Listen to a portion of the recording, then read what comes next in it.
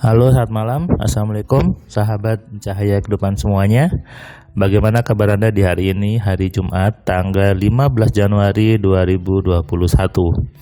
Kembali saya membuat sebuah catatan harian untuk Anda simak, Anda resapi, dan tentunya Anda praktekkan.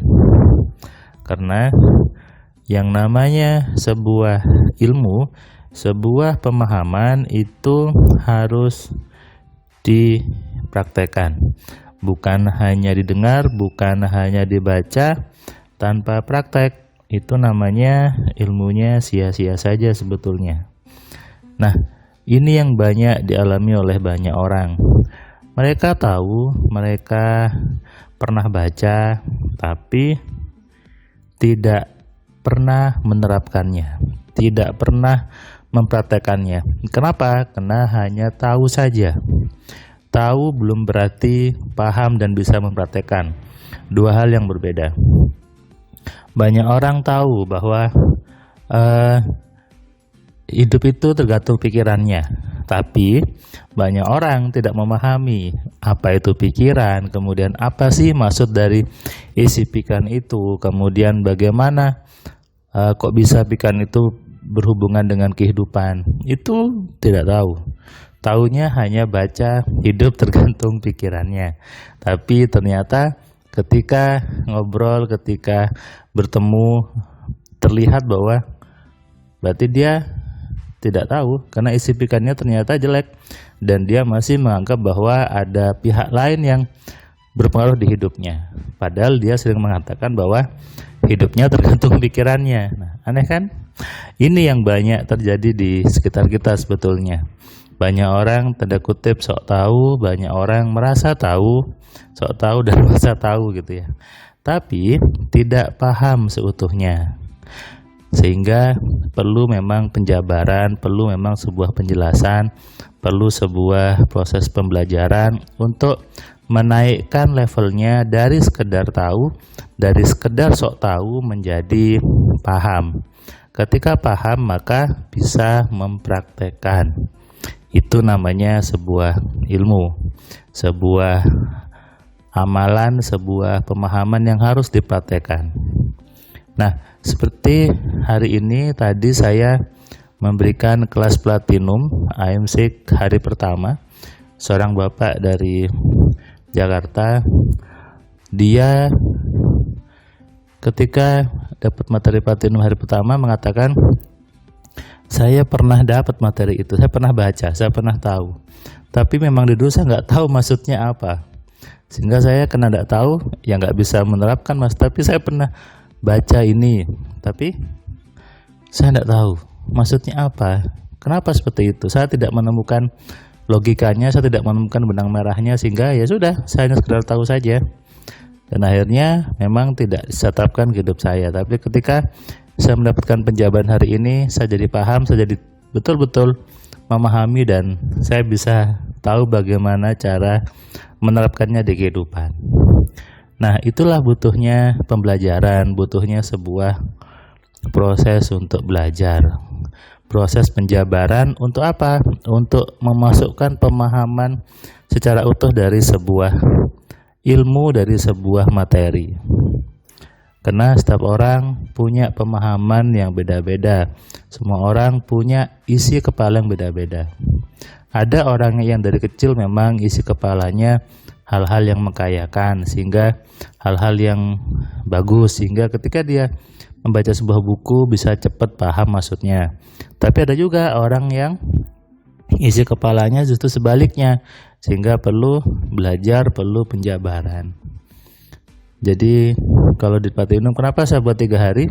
Supaya penjabarannya utuh, pemahamannya utuh. Karena pagi sampai sore materi, kemudian setelah itu saya berikan PR untuk dikerjakan malam harinya, dan di hari kedua besok saya bahas PR-nya supaya memahami apa yang sudah dipelajari di hari pertama hari ini gitu ya. Sok tahu dan bahasa tahu, dua sifat ini, bukan dua sifat ya, dua perilaku ini gitu ya.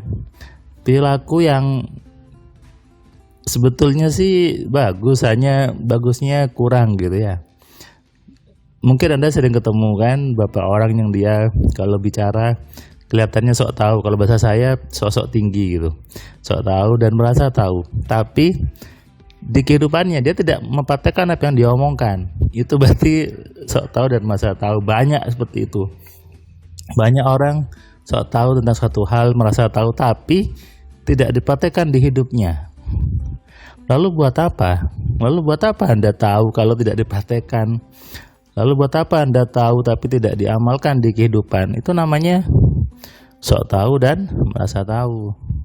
Sebaliknya, kalau Anda sok tahu dan merasa tahu, coba praktekkan, Anda amalkan, sehingga disitulah kita bisa menemukan pemahaman yang utuh, tapi juga mengamalkan di hidupnya. Ketika kita mempraktekkan apa yang kita tahu, itu pasti menaikkan pemahaman kita, dan kita akhirnya apa? Betul-betul tahu, betul-betul paham, bukan sok tahu dan merasa tahu.